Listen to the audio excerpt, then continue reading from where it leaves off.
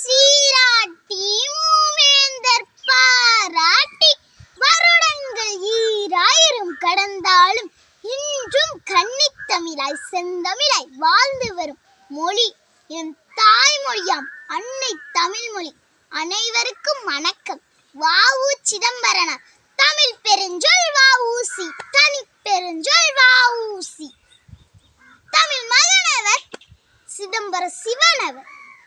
தடை உடைத்தவர் படை அமைத்தவர். தென்பாண்டி சீமையிலே கரிசல்மண் பூமியிலே வந்துதித்த கண்மணியே வ.உ.சி. பொன்மணியே.